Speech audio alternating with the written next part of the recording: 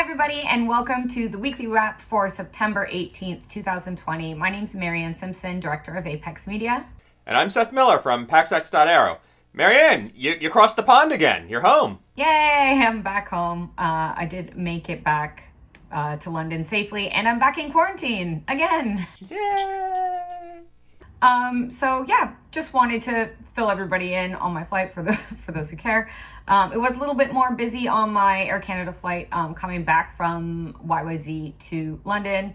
When I got to the airport, I was asked by ground staff at Pearson to complete an online form, which I brought up on my phone by scanning a QR code that was provided. It's a pretty extensive form, took me a while to fill out, and it provided me with a reference number, which I presumed I would have to show to somebody when I landed at Heathrow, but nobody asked. I just used the e-gates as usual going through, and I've yet to be contacted by UK Customs. So we'll see if they check up on me or not. One thing that was really cool, Seth, is that I saw a PPE vending machine at Pearson.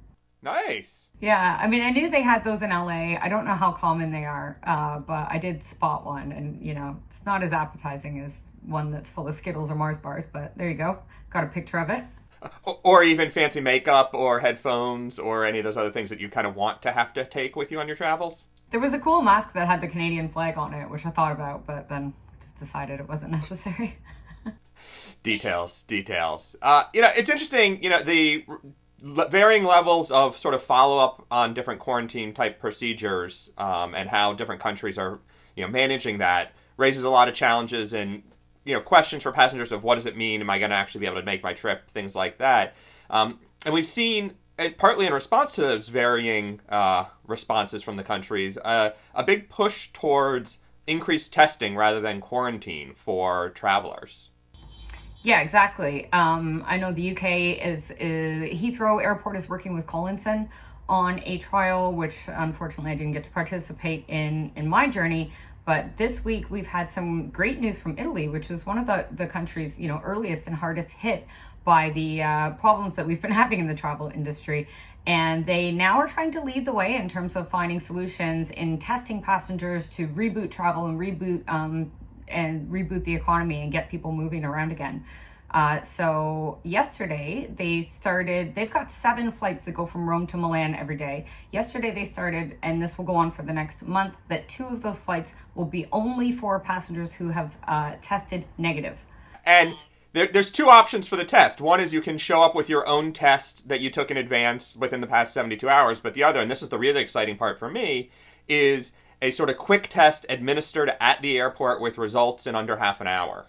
Yeah, that is the dream. So this test takes place, from what I can tell from the articles that have been published, it takes place after you check in. So I guess you drop your bag off, you check in, and then you make your way to fairly close to the departure gate within the terminal, where you then undergo the test, wait 30 minutes, receive some sort of pass or fail, and then you can carry on to your flight, ideally. And if you fail, then you have to go into quarantine. And I assume that they will go and get your bag and bring it back to you. I don't know what happens. Yeah, well, I like to see the idea of the testing becoming a more prevalent means of managing travel, and especially the quick response stuff. That's going to be a huge differentiator in the industry. So hopefully we can get more of those quick response tests growing and spreading around the world and help bring the industry back to life. I hope so too. I never want to spend 4 weeks in quarantine again.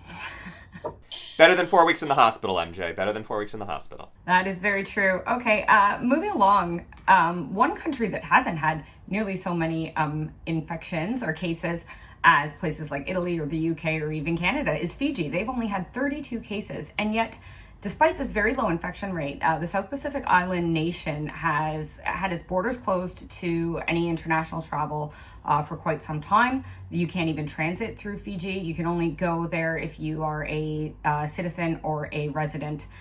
They've even got a nightly curfew still in place.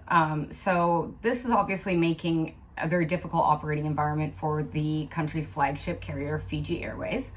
Absolutely, Maryann. And, Fiji Airways has what they're calling their Travel Ready program. They launched it back in June. It now encompasses 1,300 different sort of touch points and things they're doing to help make the travel experience run more smoothly as they prepare to reestablish international service. And as part of that, the airline put out a video just last week demonstrating a lot of those things and how it's going to interact, how passengers are going to interact once they start resuming their flights. Yeah, that's right, Seth. It's a great video, and here to tell us more about the Travel Ready program today from Fiji Airways is Shaenaz Voss. Shaenaz, thank you. Welcome to the show. Mbola from Fiji. Thank you for having me. Can you give us an idea about how Fiji Airways has been impacted by the global health crisis in recent months? We grounded 95% of our international flights by the end of March. So we ended April with next to no international flights at all. And then also had to cancel all domestic flights shortly thereafter. We have done what other airlines have done, like grounding the entire fleet. We have 19 aircraft, all grounded, deferring and cutting costs, raising debt financing or capital, and regrettably having to let go of 50% of our staff across our airline group. We are negotiating for the early return of 2 wide-body aircraft.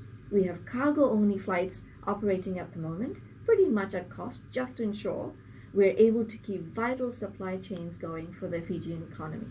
We have resumed limited domestic flights at the moment, and we are working closely with authorities to ensure we are ready and compliant with all requirements of safe travel when border restrictions ease. Wow, 50% of staff, that must be so difficult. But you are getting Travel Ready again, and can you tell us a little bit more about what the Travel Ready program is all about? Travel Ready is Fiji Airways' commitment to medical safety and health safeguards for our customers and staff once border restrictions ease and international flights resume. Travel Ready outlines changes to every aspect of the customer journey in a COVID-19 world, aligning us to best practice as well as advice from Fijian and international medical authorities. Across our airline group, we are taking over 1,300 actions to enhance health safeguards for flights to give customers and all our stakeholders the peace of mind they need. So we've got these customer wellness champions. Can you give us a little bit of an idea of how they're trained differently than your other flight crew, and how do they really differ from some of the other specially trained experts other airlines have had in recent years? Our Travel Ready program creates new positions of medically qualified customer wellness champions, working under the supervision of our company doctor and aviation medical advisor. The customer wellness champions will drive our medical safety actions on the ground and in the air. We're only hiring people who already have medical qualifications in either nursing or pre-hospital care. Once international flights resume, they'll be present at a home base in Nandi and on board all our international flights. They will be the point of contact for Fiji Airways ground staff and cabin crew for referring customers with a certain risk profile for additional checks and assessments. Drive the wearing of masks at the airport and in the air, and look after customers who may be feeling unwell or those who may require isolation on board for whatever reason. Having the customer wellness champions will allow ground staff, cabin crew, and pilots to focus on their core duties around the operational safety and superior customer service. The customer wellness champions will be trained in cabin operations as well. Okay, so quite different indeed. Thank you for that, Shaenaz. A number of thought leaders in the industry have sort of come forward saying that it's not going to be helpful in restarting travel for individual airlines to use health and safety or sanitation as a differentiator, but instead as an industry, we need to promote health and safety overall. What do you think of this? Absolutely. Promoting high standards of medical safety and airlines' commitments to clean air travel is so essential. All airlines are in the same boat, and being united in our efforts towards restoring customer confidence in flying generally will serve the industry best. Obviously, looking forward, there's still a lot to consider as Travel Ready takes hold, as passengers start to return to the sky. Do you have some thoughts on, as an industry, sort of what our best hope is for a return to stability and where that solution is going to be coming from? Obviously, a vaccine will be ideal. In the absence of that, a clear strategy and framework for flying to coexist with the current global health situation is critical. Governments must take the lead in developing this framework in a way that recognizes the importance of flying, not just for tourism, but to maintain supply chains which are vital for economies. We are proud that our country, Fiji, has established a framework which allows for controlled easing of border restrictions, creating dedicated pathways, bubbles, and corridors to address travel to and from countries at varying degrees of risk. Awesome. Thanks so much for joining us, Shaenaz. Next up, some good news out of India. After years of sort of nibbling around the edges and pushing to get there, the very first Indian airline with in-flight Wi-Fi connectivity is operating this week. Vistara has the Panasonic Avionics X-Connect platform installed on its 787s, and their very first flight with the service active from Delhi to London took flight on Thursday night. Yes, Seth, this is really exciting for Indian travelers and for Vistara as an airline. As you mentioned, the service is going to be supported by Panasonic Avionics, and it's also provided by Nelco, which is a subsidiary of Tata Group, which Vistara also is. It's a joint venture of Tata Group and Singapore Airlines, so this all sort of makes sense. And we'll be seeing this service roll out imminently on the A321 and the Boeing Dreamliner family of aircraft. Yeah, it's going to be real exciting for those NEOs to get it as well. So really looking forward to that. A little bit of different drama in the in-flight connectivity world and a bit more negative, but still very interesting also to discuss this week. SmartSky, the air-to-ground in-flight connectivity provider in the United States, filed a lawsuit in federal court against one of its suppliers earlier this week. And it turns out that lawsuit was filed in response to a lawsuit that the supplier, Wireless Solution Systems, filed against SmartSky. So there's a lot going on here in terms of breach of contract and intellectual property and trying to figure out sort of who owns what and what was delivered and why and when and what's late and who still has to make good on things. But for the consumers at the end of the day, the real bad news is this means another bit of delay in the rollout of the SmartSky network. We're now talking about 2021 before that's going to be in the air. Yeah, I think that's difficult for everybody involved. It is quite dramatic. I was unaware of the initial lawsuit until you mentioned it to me today, Seth. And we can see the SmartSky is really making a big effort to promote the fact that they are filing a countersuit. We've received press releases about it, which is not something you always get when these kind of things happen. It's not every day that companies get embroiled in a legal battle and do PR on it. So you can tell that, they really want people to understand, I think, why the service is delayed. Yeah, absolutely. And I guess the good news is, at some level, is their funding, the people funding SmartSky still are confident in the program. A little bit more money also rolled in as part of this deal, or part of the announcement. So still planning on coming live next year, but obviously with all the legal challenges here, stay tuned. We will.